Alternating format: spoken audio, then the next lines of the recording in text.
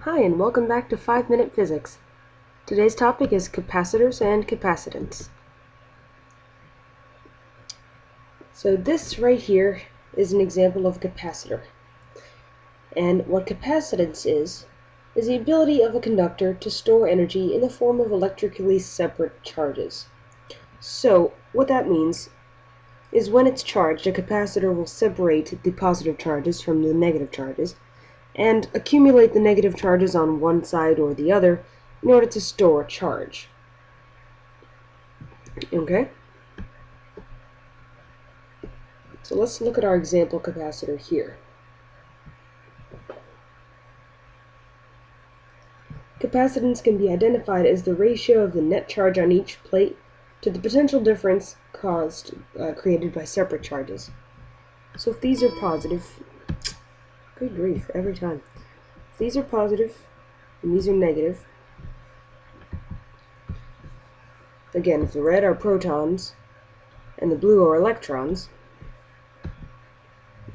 then you can imagine this is a capacitor before it is turned on, before it's charged. So here we have 3 examples of before, during, and after charging. So here are 3 capacitors, and this would be before.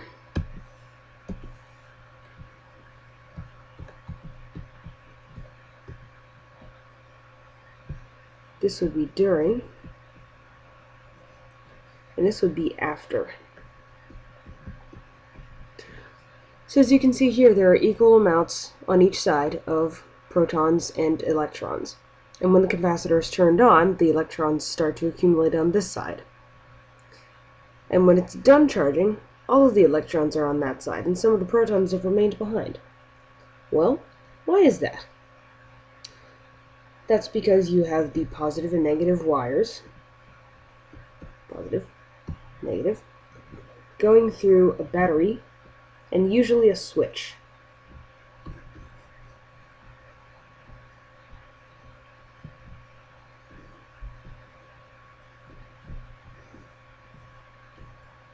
So that's a closed circuit.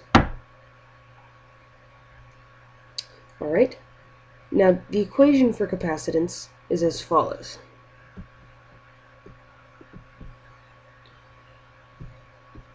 C is equal to capital Q this time over delta V.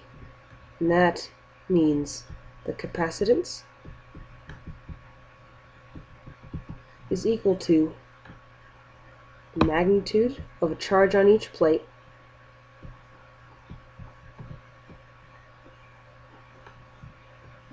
over, there we go, over the potential difference.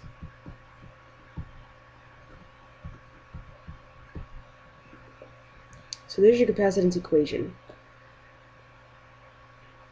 Given the potential difference, or for a given potential difference, delta V, the potential difference, the charge on a plate is proportional to the area of the plates and inversely proportional to the separation of the plates. So that basically just means that, going back to our other example,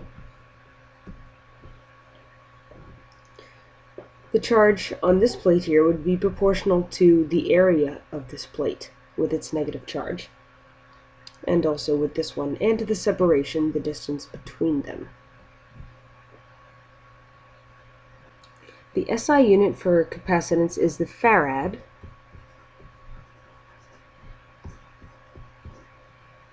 which is equivalent to Coulomb per volt.